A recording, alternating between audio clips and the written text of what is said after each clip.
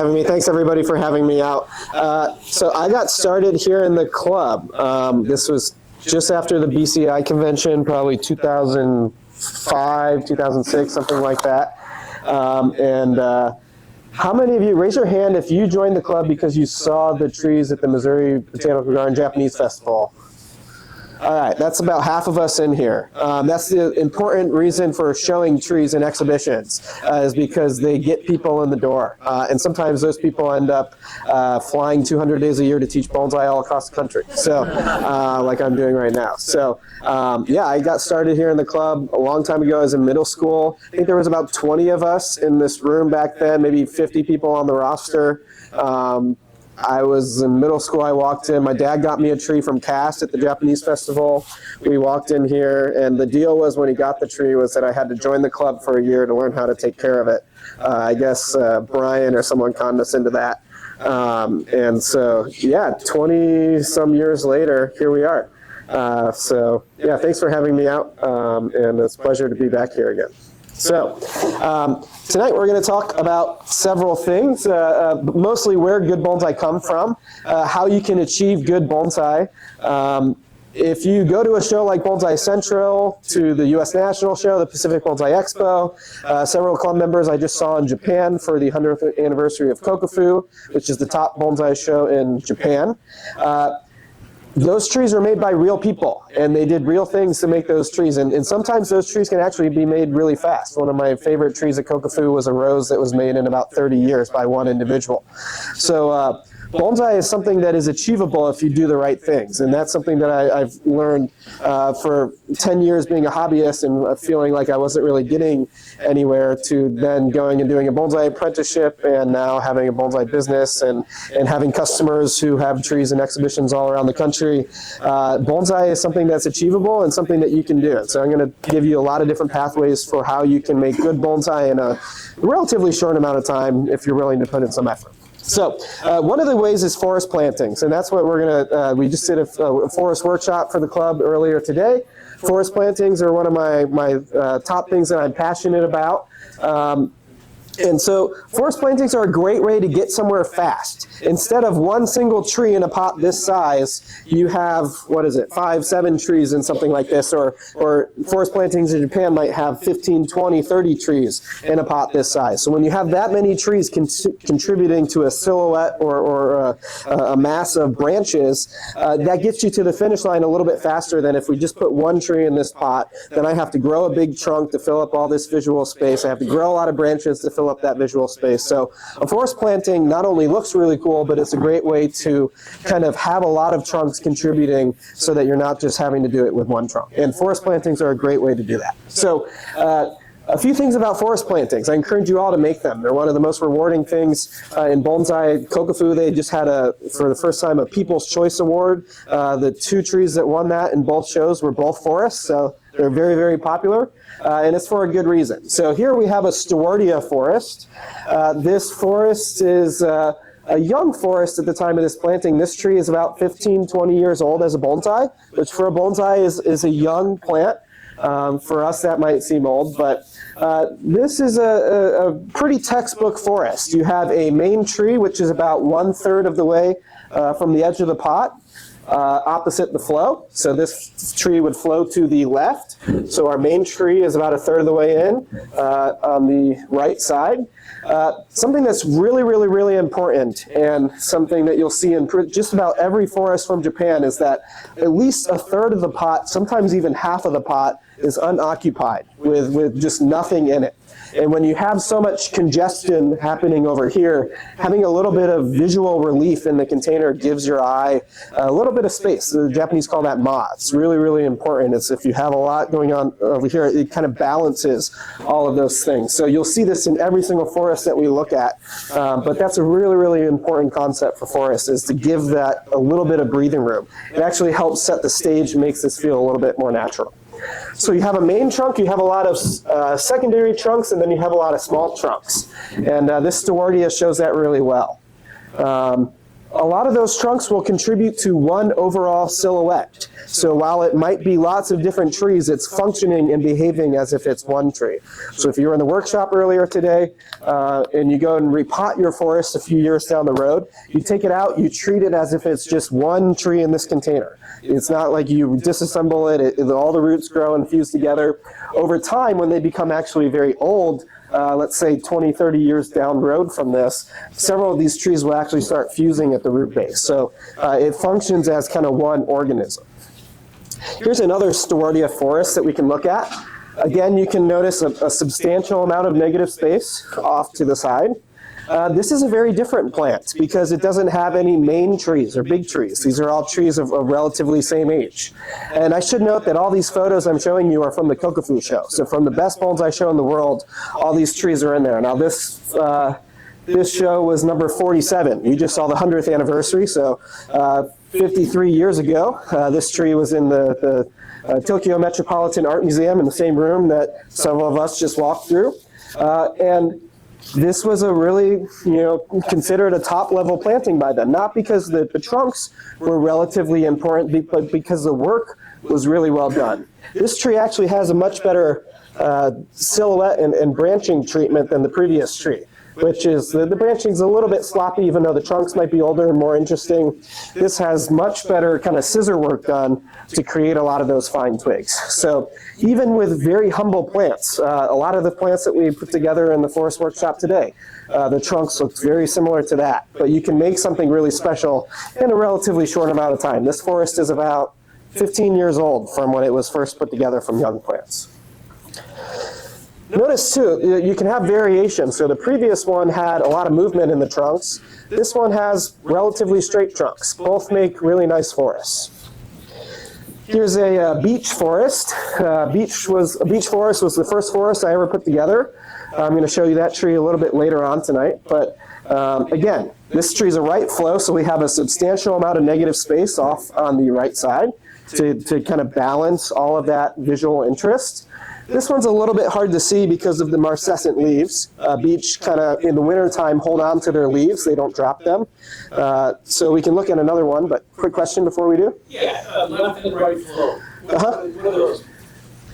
Left and right flow. So if I was going to set this in a display, the Japanese will display in a display alcove called a tokonoma. It's the size of a tatami mat, 6 feet by 3 feet.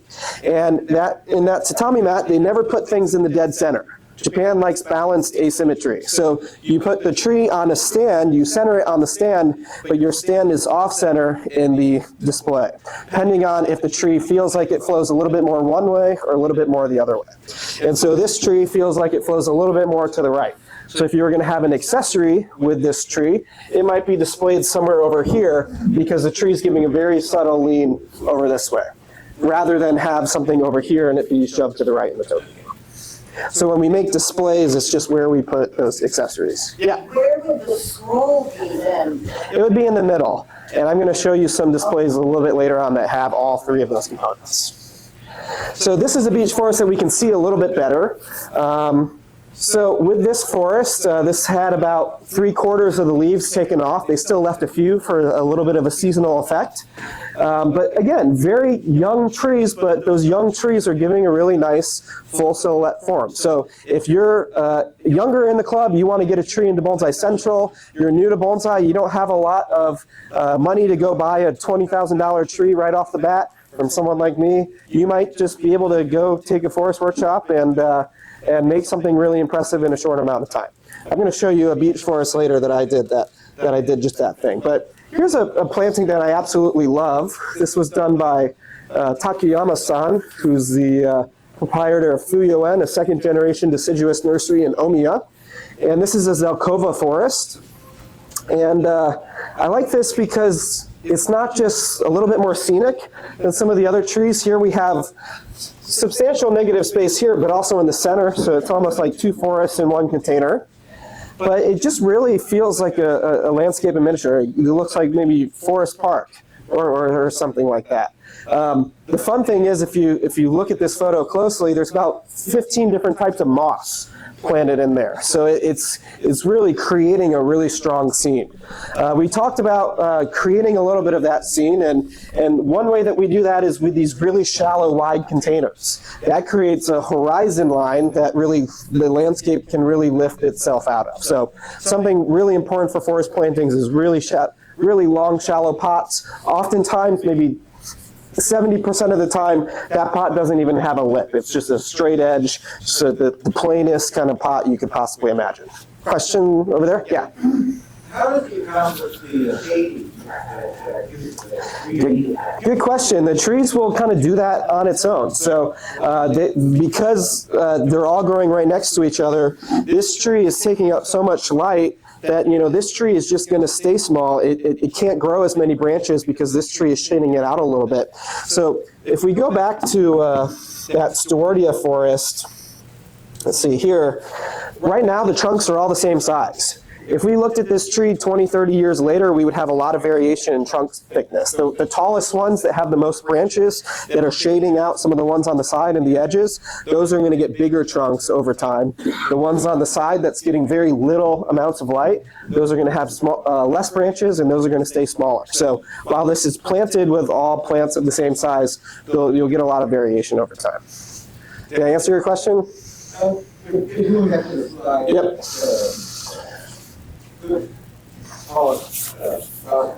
Uh-huh. Has the white trail that comes up across the park. How does it stain that bark? They're all the same color bark. We're just seeing a little bit of shadows in here, but Making the shadows artificial? what was that? Is he making the shadows artificial? No, it's just that the room has terrible lighting, and the shadows are just from that. But it's a Japanese gray bark elm in Zelkova, so it gets a naturally lighter bark. But the bigger tree will stay bigger. This was probably composed with several different size plants, so rather than all plants of the same type, again, going back to the fact that there's a lot of different ways to create these forests. But this was probably a lot of trees that looked kind of more like bonsai that were kind of spliced in together, rather than seedlings that were kind of put in and grown. The dimensions of that are, the pot's about 1 meter wide, about this big. So you'll see in some of my slides later, bonsai in Japan tend to be big. This would be an accent tree to many bonsai that we tend to see in Japan. Tallest tree, like 2 feet? Yeah, something like that.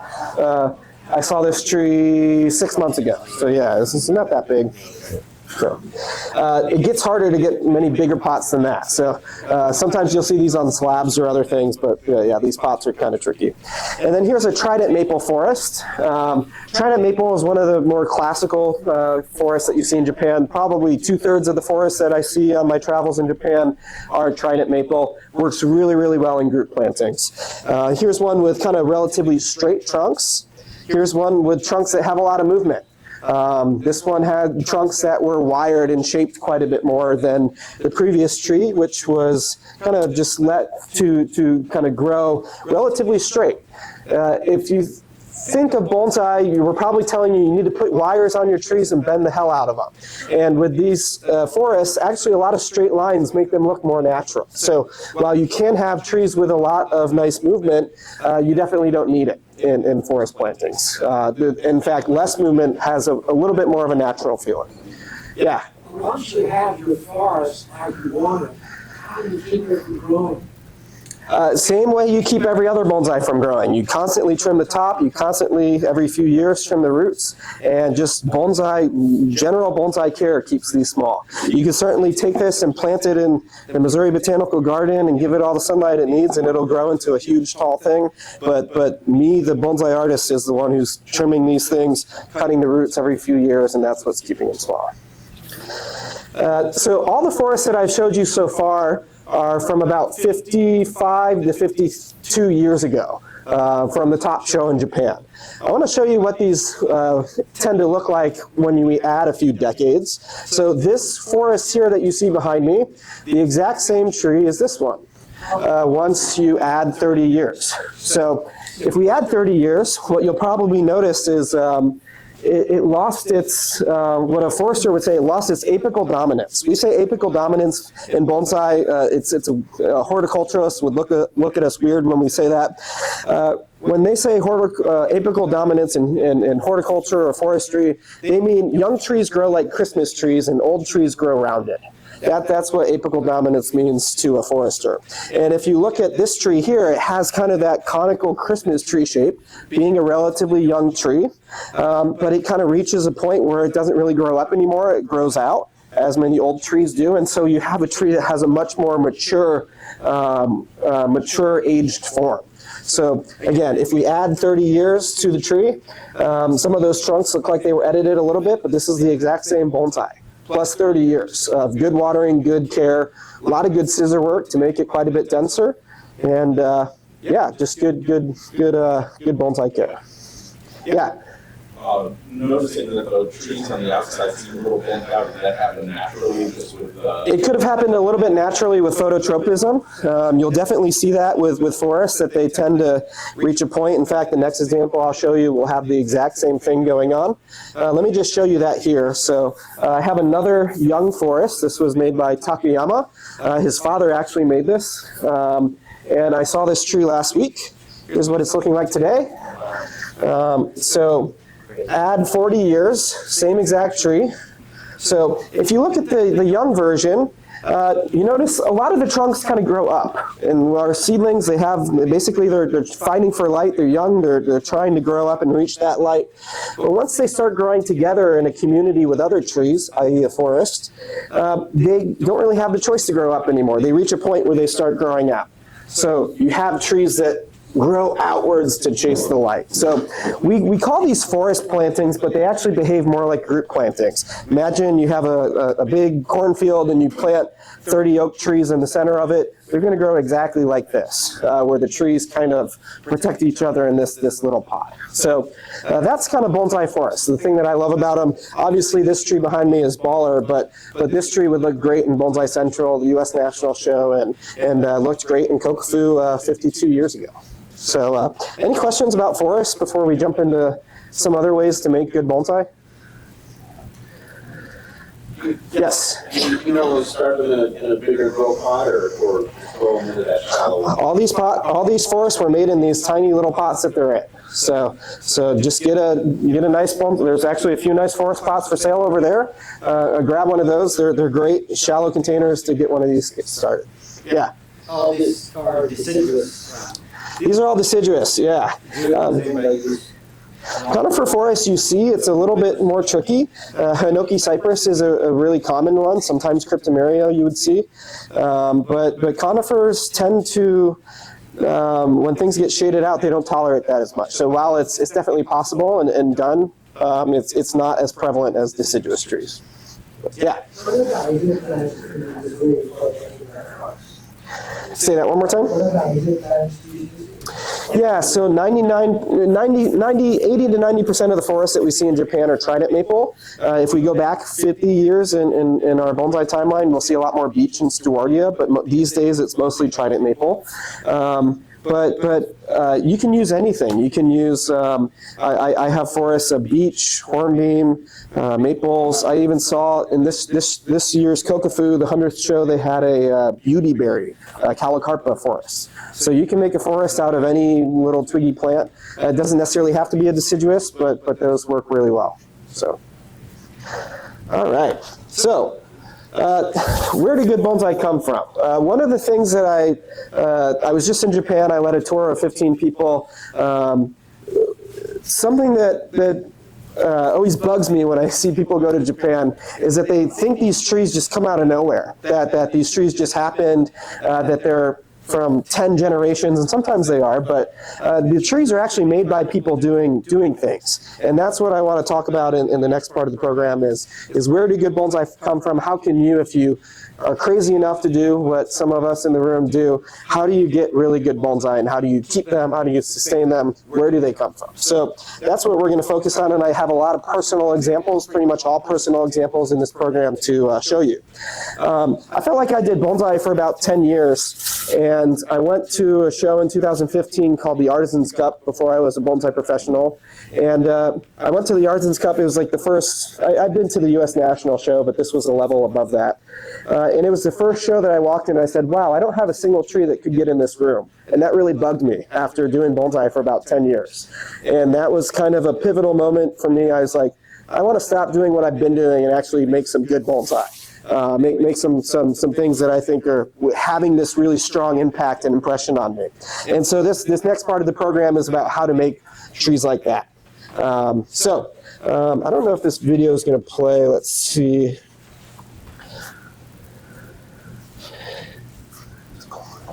I'm having a little issue with my computer, so we'll just skip the video for now. But here's my garden, Rakuyo Bonsai. I live in Portland, Oregon, where it's a great place to grow trees. The trees can stay up on the benches all year round, which is really nice for my back because I have about 200 large bonsai that are about this big by this big. So that's the average size tree that you're seeing in this picture. I like big trees because they have big impact on people. When people see a big tree, they have a different visceral reaction than when they see a smaller tree. And that reaction is one of the things that really draws me to bonsai. So if you come visit my garden, which any of you are welcome to do, you are more than welcome if you're ever swinging by the Pacific Northwest to come by and see us. You're going to see a lot of big bonsai. So different aspects of where bonsai come from. The easiest way and the most expensive way to get a good bonsai is you just buy a good bonsai. It sounds kind of obvious, but these things, while it's relatively easy to say, and if you have a big checkbook, easy to do, these aren't really that prevalent. Anyone who was just in Japan and at the vending area for the top show in the world, the Green Club, they call it. At the Green Club, you're going to see lots of good trees that you can just buy. But at the U.S. National Show, you don't see a lot of trees that you can just buy off the shelf and put into the show.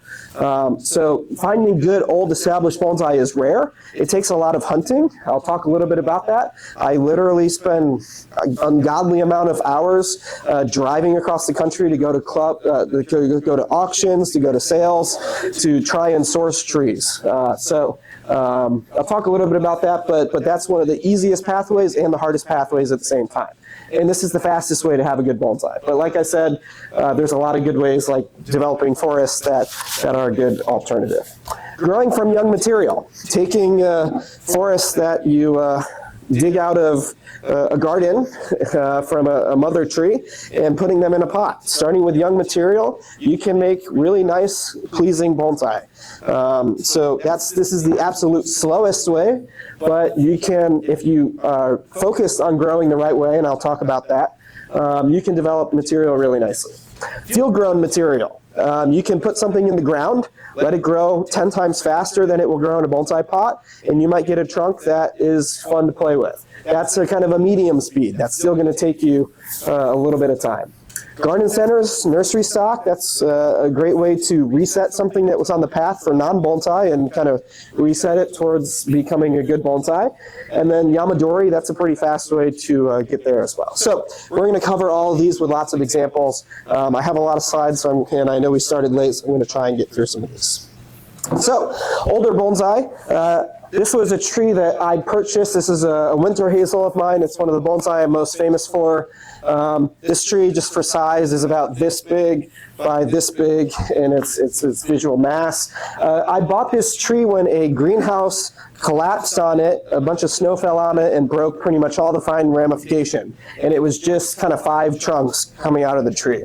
But what I bought it for, and this is really, really important when you're shopping for good trees, is you buy the trunk. It had a really nice base and it had a really nice trunk. So I bought kind of 5 sticks with really good nabari, and over the course of maybe, gosh, it was probably 8 years, I went from that, which I don't have a picture of unfortunately, to the tree that you see behind me here. So this was shown at the Pacific Bonsai Expo in 2022. So 4 years later, this tree looks even better. Here's a photo of me standing next to it. But yeah, it's in about a 10-year span of when it had just kind of bare trunks to now a lot of branches. You can, if you have a lot of, a nice kind of trunk to play with, you can build branches pretty quick off of it. So that one I got lucky. One of the crazy things that I do, like I said, is drive across the country to try and find trees at sales. So in 2012, there was a sale from the Kennett Collection, which is, I won't say the best collection in the United States, but it's the largest collection in the United States. They have thousands of trees. And they had a downsizing sale like they do every 5 or 10 years. And this maple was on that sale. So that tree was acquired at the sale in 2012. When I bought this tree, this was the photo of it on the flyer for the sale that was posted on Bonsai Nut back before there was Facebook and all these other things. When I bought this tree, half the branches were dead on it. So it was a little bit of a rebuild as well. Sometimes when you buy old trees, they have problems. And so you have to be actually a really good horticulturalist to fix them. But this was another one that I had exhibited at the Pacific Bonsai Expo in 2022. Here was next to a black pine that I maintained for a client. But this tree, like I said, was another rebuild. It was, if you look at the kind of original tree, in 10 years, we went from kind of a good Nabari to like a really outstanding Nabari. And so Japanese maple do that really fast when you have a bit of age and momentum on them. But this tree has come a long way in quite some time.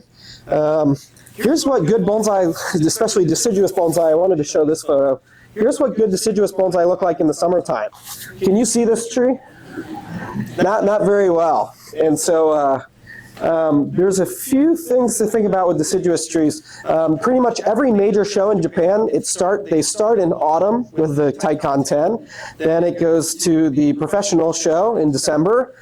So November is the first show, December is the second show. The Shohin show's in January, and Kokofu is the last big show, and that's in February. They do no bonsai shows in Japan for like serious bonsai shows from May through October, because you can't see good bonsai, at least good deciduous bonsai in the wintertime. So for deciduous lovers like me, wintertime now is kind of when it's peak enjoyment time. Even when you cut off half the leaves on one of these trees to let light in and sustain branches, you still can't really see these trees. So wintertime is really, even though they look great in the fall, wintertime is really the best time to appreciate these. So this tree, again, was kind of a 50% rebuild. I bought this tree, it was weak, half the branches were dying, and it was kind of in a pot over a course of about 10 years, kind of rebuilt to get the branches back in shape. Yeah. I did it in a bonsai pot the entire time. I don't always do it in a bonsai pot, and the next tree that I'll show you was built in a box for a little bit. Yeah. Just curious, how much did it cost when you originally bought it? In 2012, that tree cost $1,200, wholesale price. So the retail price in 2012 would have been, I don't know, $2,000, $2,500. Someone offered me $30,000 for that tree about a year ago, and I said, no, I won't sell it because I can't. The stupid part of me, the passionate part of me, the not a good business part of me said, I'm not going to sell this because I can't take $30,000 and go buy another one. Or if I do, I might, even if I can find that trunk, which I can't, it might take me 10 years to fix it. So I'm getting older, I don't want to wait that long. So here's another old tree that I bought. Oftentimes, like I keep saying, old trees have issues when you get them from people. Oftentimes you get them from people that should have sold them probably 5-10 years before they did. But this Coralopsis, again, was having a lot of issues. So Julie, to answer your question, this tree was really weak in a bonsai pot, so I put it in a box to really help rejuvenate it, give it kind of a break. The box will help it grow about 10-20% better than a pot. And so in that box, we were really able to get some nice extension, which it hadn't had the previous 5 years, and start kind of doing some rebuilding. This is a tree this was the original front on it. I wasn't really happy with the front. The main trunk didn't have a lot of movement, and the flow was kind of boring. When you have a lot of secondary trunks, oftentimes, 99% of the time, the secondary trunks dictate the flow. So these you can call them daughter trunks, make this tree go to the right. I wanted a more interesting design, so when I restyled this tree, I put the secondary trunks opposite the flow, changed it to a left flow, and to sell it as a left flow, you need to have the branches longer on the side of the flow side. So we had a little bit of developing to do on this tree. So this was probably 2018, so call it 2020. it started to look like this. Probably 2022, finally got it into a pot. And here it was in the tokonoma last week, kind of realized in that design about 8 years later. So that's the time span that we work on when we do fast bonsai, is when you need to change a tree. It still might take 5 or 10 years to realize that change. But if you're willing to stay persistent and do good work, that change can make the tree pretty special. So here's the tree kind of as it is from where we started. And then I think lastly, I'll zoom through these so we can get to the fun part, that when you don't buy good old bonsai. This was a trident that I bought at an auction. So I got in the car, I drove 10 hours down to California and bought this tree at the Mammoth Bonsai auction, which takes place every year down there. This was a trident maple. I love the trunk. I hated the branches. So when I bought this tree, I got it home, I fertilized it really well, and I cut off every branch right to the trunk. I just left this big volcano. And I think I have a photo. I wasn't good at taking pictures back then. I'm still not good at taking pictures, but this was 1 year after my reset button. And you can kind of see this is basically what I purchased. I didn't care about any of that other stuff. It was what I call junk branching. It didn't look good. It didn't work for me. So what I purchased was this. So I cut it back to where I thought it was beautiful, and I decided to redevelop it. This tree, by the way, the trunk's about this wide. You'll see a photo of it, but the nabari is about this wide in the pot. So you always buy the trunk. If you're going to buy an old plant, buy the trunk, because you can always change the branches, as I'm about to show you. So here it was after kind of 1 or 2 years of development. Here I have some students in my intensive class kind of defoliating it. Here it is after maybe 5 years of development from cutting it back to the trunk. So that's just 5 years of dedicated branch development. Here it was in the tokonoma this fall, finally in a smaller pot. And yeah, here it is kind of today. Now, it's still probably 2-3 years from where I'm going to be happy with it, but from kind of completely resetting it to the trunk to a silhouette, you can do a lot in a short amount of time. If you're fertilizing well, if you're doing all these things that we nitpick about. How many times have you heard someone like me say you should use akadama? You can't develop this tree in 5 years without akadama, because all those fine roots are what's really creating a lot of those fine branches. So everything that we do in bonsai has kind of ramifications, and the soils that we use, the water quality that we have, the fertilizer that we do, the maintenance that we do in the summertime, it all has small effects. And when you add all those small effects up, you either can do things at lightning fast speed, or you can do things pretty slowly and have a tree that looks the same 20 years later than it did 20 years prior. That pot was made by my friend now, Tokutake. So, all right, now getting into the funner part of the program, field grown, or just grown trees. This is a photo of a tree, or it looks very similar to the photo of a tree that I bought at Cast Bonsai in probably 2008. It was a white chochibai. It was in a big plastic nursery pot. It wasn't this particular tree, but it looked just like this. And I was very proud of this tree. The teacher that I was working with, Michael Hegedorn, in our study group back then, I brought it to him because he loved chochibai, and I brought my beautiful chochibai to him, and he said, I don't know about this one. He said, we're going to cut it back to where it's beautiful. So his version of cutting it back to where it was beautiful was about 1 inch coming out of the soil. And so that was done in 2010 when we completely reset this tree. And it has since kind of developed in a nice, pleasing way. So here it was when it moved to Oregon in 2016, after maybe 5 years from the reset button. How I would train this tree, sometimes I would wire it, sometimes I would cut it back short, but a lot of kind of persistence in training. Yeah, Mike? What was that? Back one photo. Yeah. I think that's a Bartley box. I think the Bartley box really helped me with that one. It lived in that Bartley box for a good 5-6 years.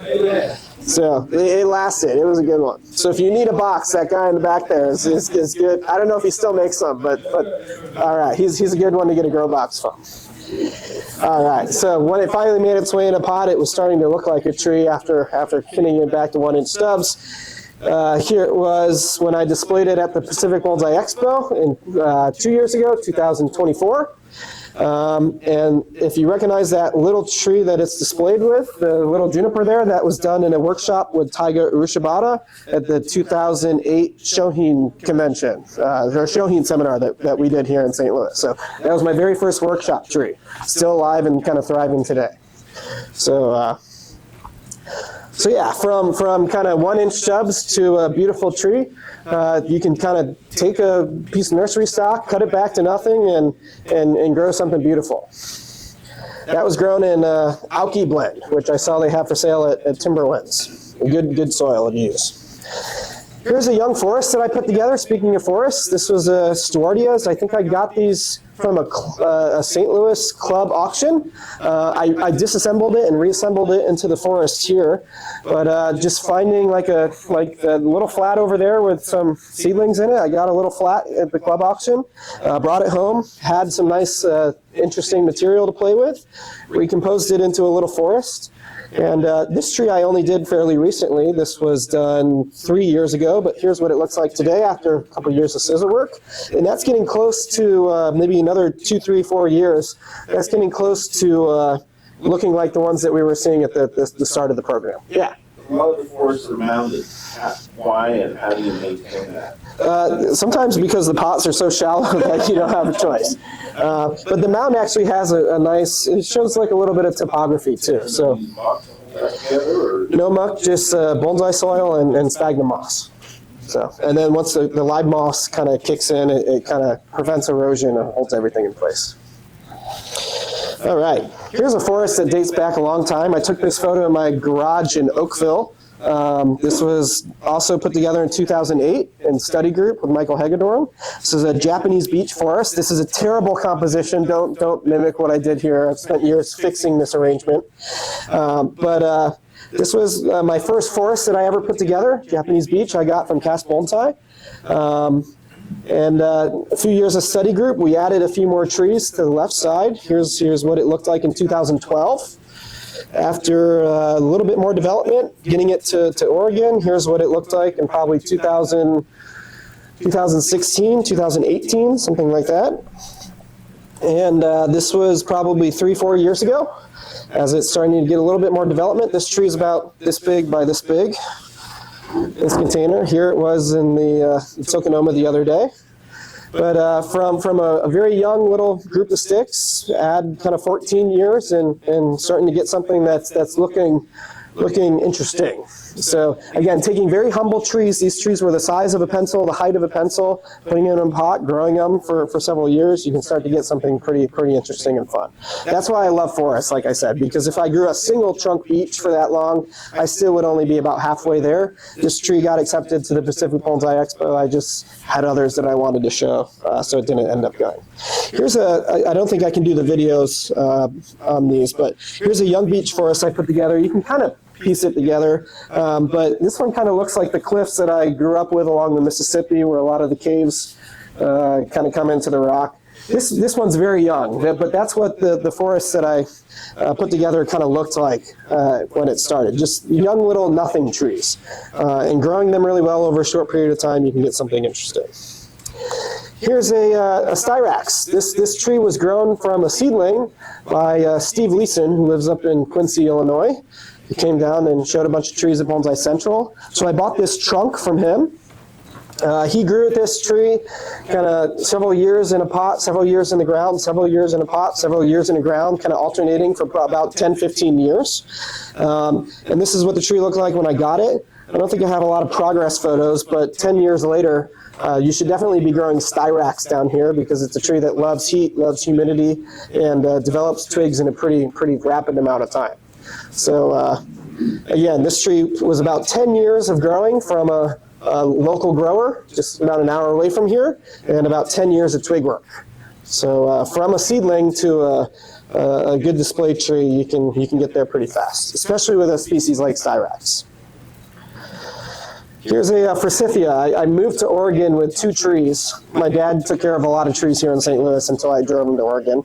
But one of those trees was a forsythia cutting that I got from my friend John Kirby. It was just a pencil.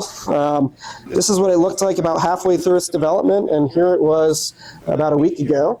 Shohin are a way to grow something really quickly.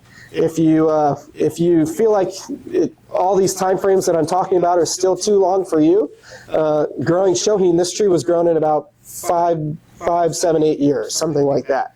So they develop super, super fast. Notice, similar to a forest, I have a lot of trunks here. This is a multi-trunk plant, a kabudachi. So multiple trunks contributing to the silhouette gets you there faster than if you just have a single trunk. So it can work really, really nicely. Here's a Chinese elm that we got at the 2010 Shohin convention here in St. Louis. This was a workshop with, I think, Koji Hiramatsu, something like that. We brought these over. I think Cass imported these. Here it was after a few years of development. Here it is kind of today in Oregon. So from a little tiny workshop tree at a St. Louis convention to a tree that could go into Kokofu, you have about a 10-year span.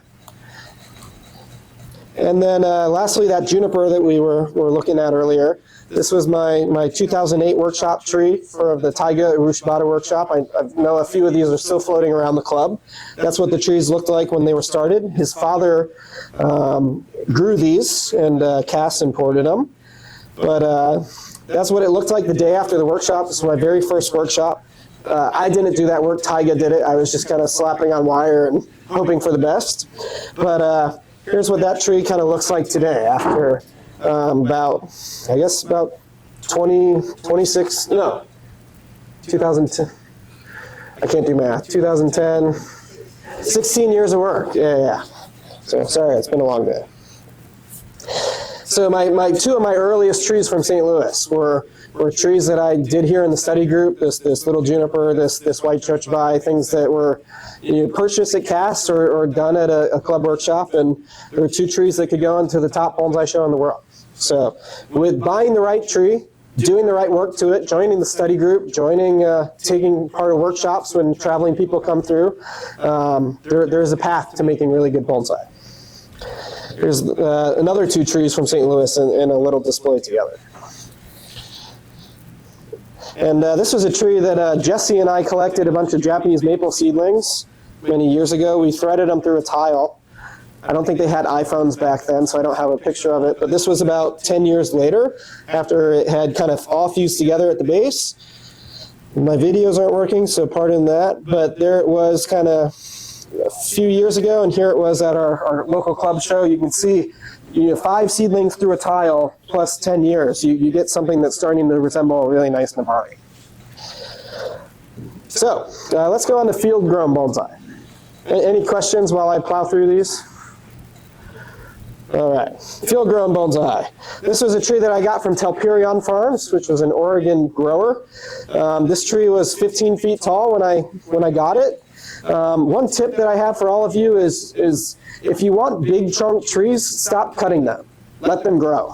I have sacrifice branches in my garden that are 15, 20 feet tall. And so if a bonsai professional comes through town, they say, you should let this run to thicken this up. They don't just mean let it run from here to here. They mean let it run from here to the ceiling and a little bit past that. Because that's when you have length, that's what equals caliper development on trees. So this tree being a 15, 20 foot tall tree growing in the ground definitely got a lot of caliper. This trunk is about this big in circumference. But after cutting it back, stumping it back to nothing, wiring out the branches, this one's still in development, but here's how like an initial work, once you have a really nice thick trunk that you grow on the ground, get from a field, kind of initial setting. Here it is maybe potted up. Here it is a few years later with kind of me and a buddy for scale. Here it was. I think my dad took this photo today. This tree still needs a good 5 or 10 years, but because that trunk is so big, those branches coming off it are only about 1 inch in diameter right now. But once those branches get a little thicker, this will really start looking like something fun. Here's a tree that I dug out. This was a Dawn Redwood. This is my dog Bailey, who was helping me on that dig. Telperion grew things in grow bags in the ground, and sometimes they forgot about the trees that they had there. If anyone ever been there, they probably had a hard time digging these trees. They put them in the ground in these grow bags, and because they planted 1,000 trees, they couldn't get to every tree. It's a common story among growers. But this tree, I went to dig it out, and I trenched all around the grow bag. I went to cut the bag to access the roots, and I realized it was just a solid block of wood growing all the way into the ground. And I said, well, I just spent 30 minutes digging around this thing. I'm determined to go home with it. So I took a chainsaw. I don't know if I have it there, or no, not a chainsaw, just a handsaw. I must have took a minute, and I just cut across it. No roots whatsoever. It was a cutting that was about this big. And we brought it home, threw it in the pot, and about 1 year later, it had that many roots after digging it out of the ground. Dawn redwoods are special like that, and anything in the redwood, bald cypress, coastal redwood family, most of the coastal redwoods that Bob Scheinman collects don't have any roots when he collects them. So this was a giant cutting. It was a cutting about this size when I got it. Here's my dad kind of helping me pot it up after its kind of first styling, 1 year post cutting. And we finally threw it in a pot. Now this thing looks ugly. This is a big ugly tree, but once you start getting some mass and some branches on it, it starts looking a little bit more interesting. This tree still needs a good 10 years, but here it is, kind of my giant cutting of a field-grown tree. Sorry for the bad backdrop. This tree's about 150 pounds, so my dad couldn't get it in the studio for a picture. But here it was this morning on the bench. Get the Yeah. cuts to heal over and kind of disappear? You can get big cuts to heal if you use the right cut paste. So I use a cut paste called Kirikuchi. You can get it from Jonas at Bonsai Tonight. It's like an olive green color. I've probably almost healed all the wounds on that tree, wounds this size, in 2-3 years with the right cut paste. There's a few techniques that we do to kind of help stimulate and get them going. But yeah, if you have a big, powerful tree, it's got big, powerful energy, so those big wounds can heal pretty easily.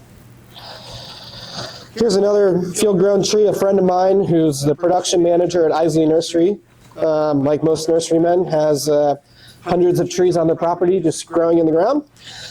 So this is over in Boring, Oregon, just by Isley Nursery. This was a big European hornbeam. Looks very similar to some of the trunks that you could dig out in the woods here in Missouri, the native hornbeams here. But we dug this out of the ground. This tree was in the ground. He had cut it several times, but again, trunks about this size. That's something that if you're working with field grown material, even if you want a tree that's going to be about this big, collect a big tree. If I was going out and on your collecting trip day, I would have collected trunks that were this big, not this big. Because if I'm collecting a trunk that's big, I still have a decade or two of growing before I really get it the size that I want. So when I go collecting, I try and look for trunks that have that presence, and then I just need to build the silhouette or the branching that's on top of that.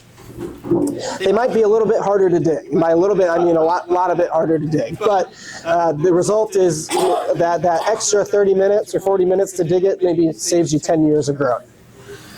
So here's that tree all potted up. This is a tree that was my first big tree. I do a little bit of conifers too. This was a tree that was a leftover from the 2004 BCI convention. This was a field-grown juniper that they imported from Japan for that convention via Joe Harris. There's a few of these floating around the club, I think, still. Got this from Dave Kreitz, where the leftover was hanging out. We worked on it in study group for several years. We had the classic scenario of having too many trees, so we would bring a different tree to study group every time, and the trees would get a little bit better, but rather than bringing the same tree back over and over again and getting it a lot of bit better, we learned that lesson kind of a little bit later on, that if you have fewer trees, you'll make them better faster. So this tree kind of just sat around. We didn't do too much to it for the first kind of 10 years, but this was a way when I was doing my apprenticeship. I was busy working on my teacher's trees, and this was sitting at home in St. Louis, so my dad hired Tyler to work on it. So Tyler kind of did a first styling on it, kind of got it from kind of that to that after kind of a day's work. And then I came home one Christmas break. You usually as an apprentice get about 2 weeks off a year. So I came home for 2 weeks, worked on my own bonsai, watched TV with my mom every night to make sure I spent some time with her. But we took it from kind of, every bonsai artist is a little bit different. Every bonsai artist will see things a little bit differently. So I saw a different front than Tyler. So I kind of changed the front and cleaned up the branches a little bit. But this was kind of my working after that initial styling. And that little BCI tree is still kicking strong today. This photo was about 4 or 5 years ago after it moved to Oregon, after I did a few years of work on it. And here it was at the Portland Japanese Garden during one of our club events. And kind of here it was kind of this winter after it's kind of first styling. So a tree that we bought here locally in St. Louis, we did the classic thing. You buy the trunk, you fix the branches, even if the branches look like a crazy bush, you use technique to make them look beautiful.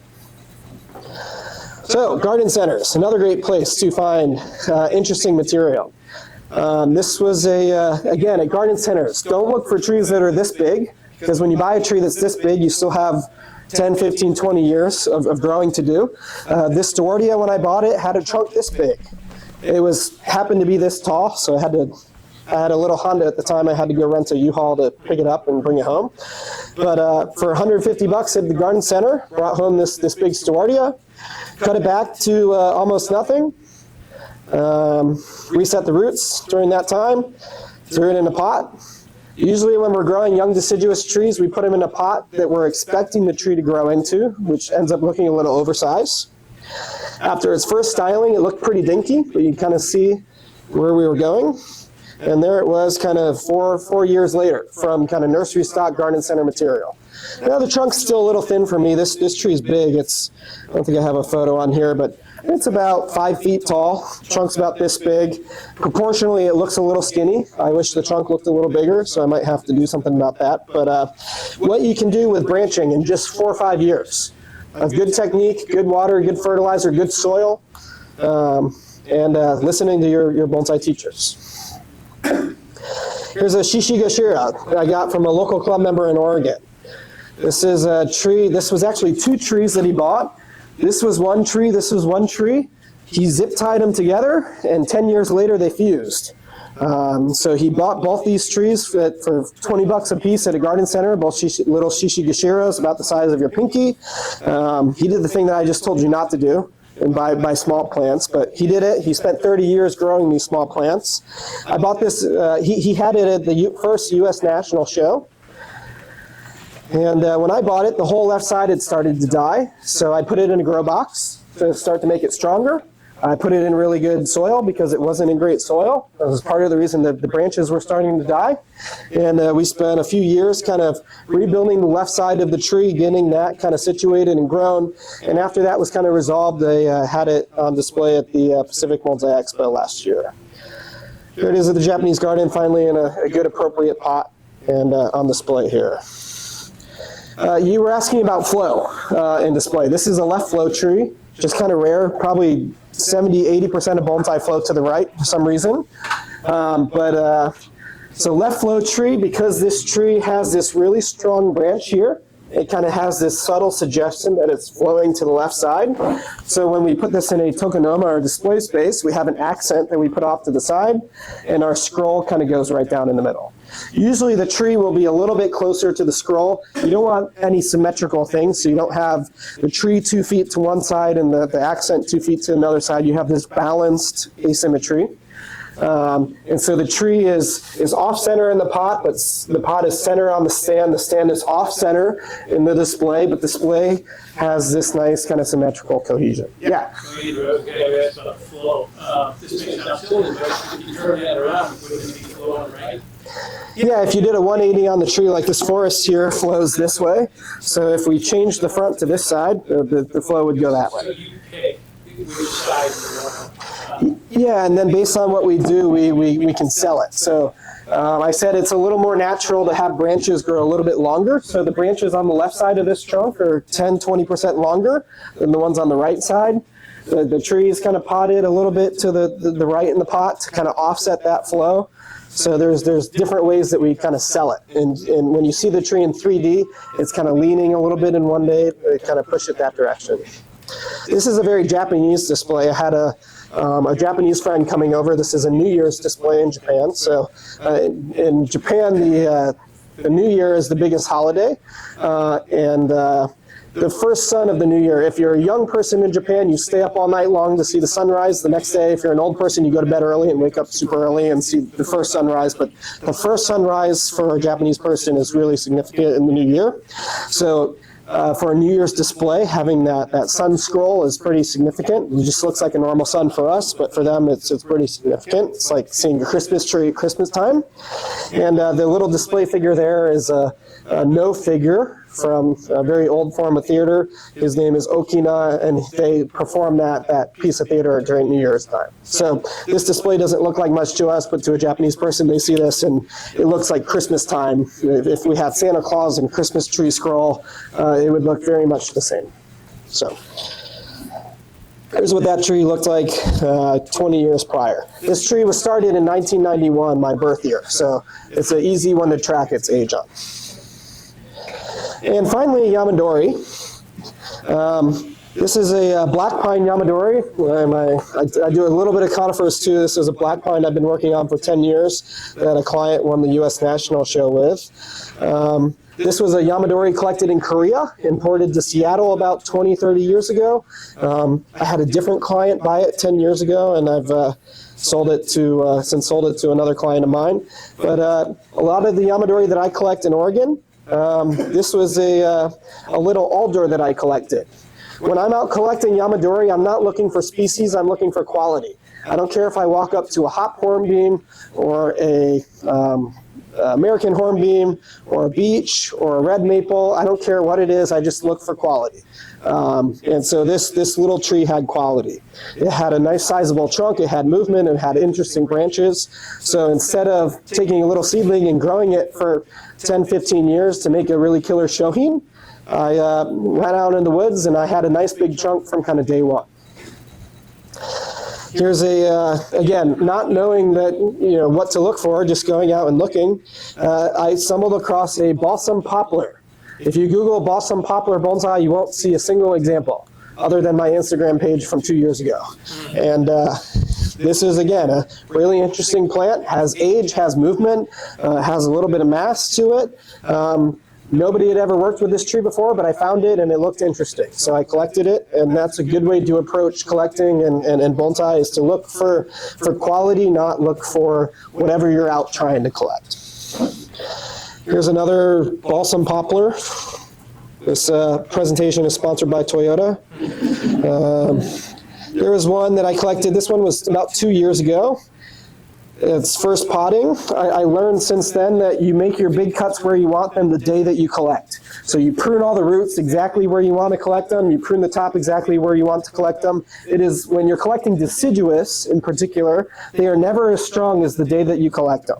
So make all your big cuts at once. They have so much stored energy. I ended up later cutting the trunk back a little bit, cutting those roots back a little bit. The tree still spotted out fine, but I could have got there a little bit faster by cutting those day one. So this tree, 2 years post-collection, from kind of just 2 years of development, Yamadori is a great way to get a lot of mass really quick. Now, this isn't anywhere near getting into Bonsai Central. This needs 5 years of twig work. But after 5 years of twig work, you can have kind of a really nice show tree that you can be proud of. So when you're out collecting on the next club collecting trip, look for trunks a little bit bigger, a little bit more mass, and don't look for a particular species. Just look for quality.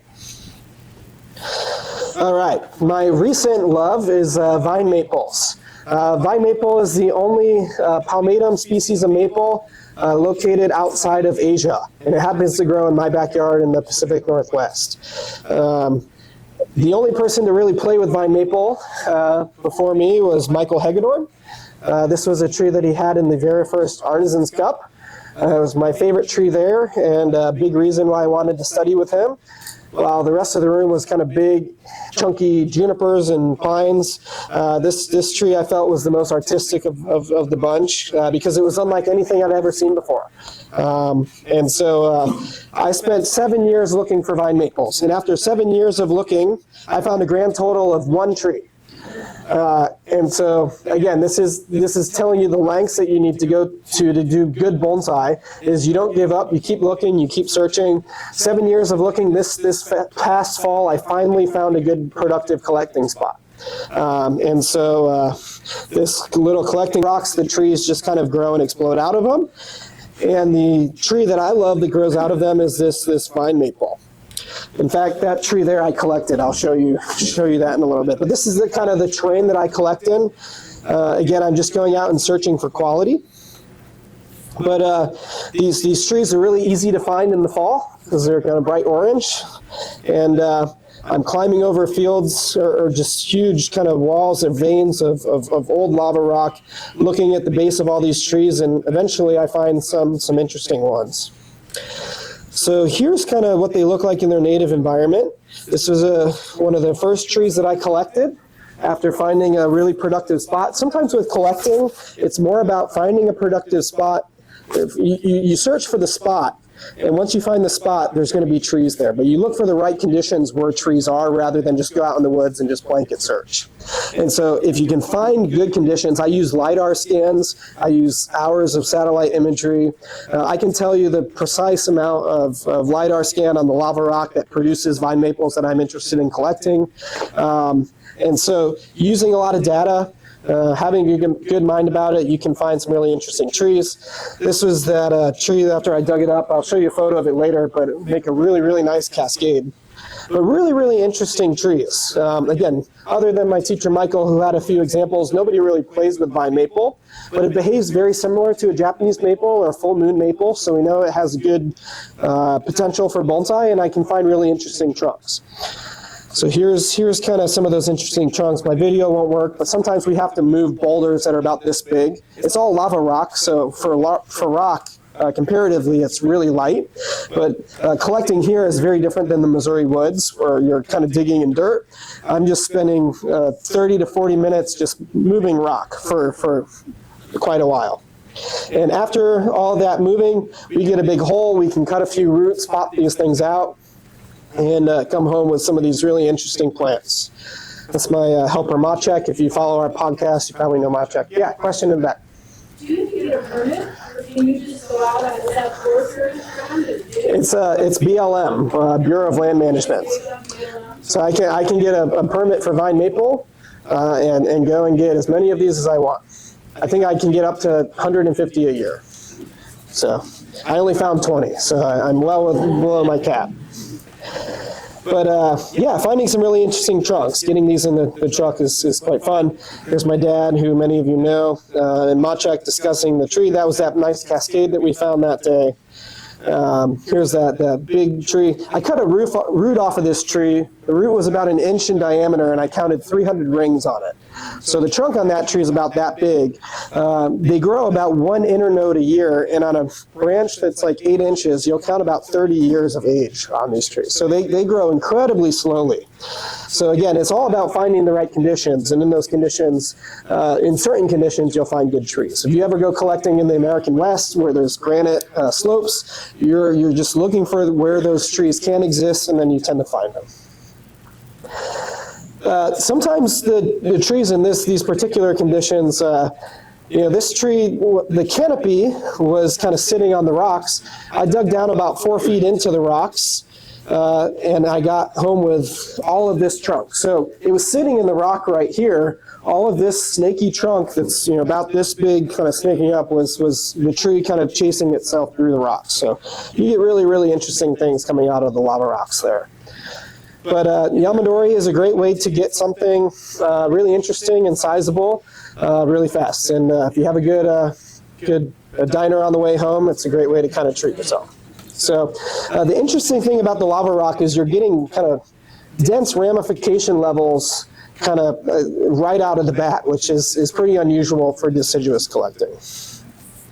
And then lastly, a good way to collect deciduous, this was a wisteria that I dug out of an old garden in Portland. So I saw a home was going to get torn down, renovated. They had a beautiful wisteria arbor. I went, knocked on the door. They said, yeah, we're just digging this out. Come get it. This wisteria was kind of growing on this arbor. Dug it out. 5 years later, it's a really, really beautiful bonsai. This one is the same. This one was growing in another kind of old garden in Portland from a club member, and they said, we're moving. You want to come get that wisteria? Yeah. So there's some good kind of urban Yamadori as well, if you're willing to look for some things. So that's the end of our program. Good bonsai come from a lot of different places. I have 2 dogs now. Yeah, that's Bailey and Birch, who are kind of garden mascots in Oregon. But yeah, good bonsai come from a variety of places, but they take a lot of effort. And even if you buy a really old tree, it might take a lot of effort to really make it shine. So that's kind of the trick with bonsai is there's good bonsai to be out there. Good bonsai can be made in a relatively short period of time. Like I said, I was doing bonsai for about 10 years before I feel like I started doing bonsai. But after seeing the Artisans Cup in 2015, I made a big switch, and yeah, now we're traveling the country teaching people how to do this all around the world. So, any questions about? Yeah. Do you still have some of the show? You started with Shohi. I have a greenhouse with 200 shohin in it, so we still have some shohin, but the majority, probably, I have more shohin than I do big trees, but 90% of the garden by landmass is big trees. So, other questions? Yeah. I've heard you talk about your salts on fertilizer before, but Yeah. told me last meeting about fertilizing trees, not just quick. I probably fertilize trees 10 times more than you all do. And to get a lot of growth on trees, especially old trees, you need a lot of fertilizer. The akadama, the one thing that's not great about akadama, other than the price, is that it doesn't have any inherent nutrition. So we have to make up for that by adding it. I do that. You can check out my YouTube channel. I have a lot of videos about how I fertilize in my garden. But I have a little gizmo called a dosatron, where I inject a small amount of fertilizer every single time I water. So during the growing season, once the trees wake up in the winter, every single time I water, they're getting a kind of microdose of fertilizer. I use Miracle Grow as my kind of main component. They're getting kind of 1/10 strength Miracle Grow every single time I water.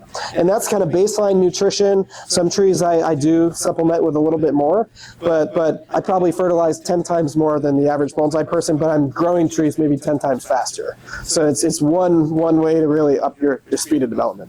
Yeah. When you cut these trees out of certain place, Uh-huh. very long, they don't have roots. Do you use a green simulator or Harlem? Not really. Most of the trees I've collected don't have very many roots. Maybe there's 3 or 4 roots about 2 or 3 inches in diameter that I cut. Maybe there's a couple feet of roots coming off. Deciduous trees don't need a lot. They have so much stored energy that I put my collected trees right into akadama. If they have a very scary amount of roots, I might put them on a heating pad. But yeah, they have very few roots when I get them, and they go into a greenhouse and kind of get babied, and usually have a 99% success rate with them coming out just fine. You keep them on the ground, I keep them on the ground, yeah. When you have a tree on a table like this versus just setting it onto the ground, you get about a 7-8 degree difference, so it's kind of like a natural heating pad in a way. So one of the worst things you can do with a collected tree is have it on a bench. Having it on the ground in contact with the earth is like a 7-8 degree heating pad that can just really stimulate some roots. Yeah. If your forests are growing, do you have to pin them? I mean, when they start to intertwine or come to bigger, you find yourself saying, hey, I gotta start removing and pull the whole thing apart, or you just cut it? Yeah, something like this. This is done by Jesse in the back. But a tree like this, you definitely have to thin it. There's a lot of scissor work and maintenance involved in maintaining something. But you never really, you might edit the placement. Maybe one of these trees, you want to move it like an inch one way or something, but a really old composition like this, the trunks don't change, you're just changing the branching kind of off of them. So a lot of scissor work, you might not really wrap wires at this point, but little guy wires to push and nudge things in the right direction once you get to this stage. Other questions? Yeah. Like growing in Florida better than the Midwest? I can grow trees about 3 times faster in Portland. There's a reason the multi-million-dollar nursery industry lives in my backyard versus your backyard. That being said, I think you can. I have clients all over the Midwest. I think you can still grow trees really quickly here if you're doing the right things. And that Styrax that I got from Steve up in Quincy is a great way. He's one of the best growers in the United States. He grows trees just fine in Quincy, Illinois. So, other questions? I don't have to do the bonsai shuffle in the winter, so that's all. So, all right, thank you, everybody.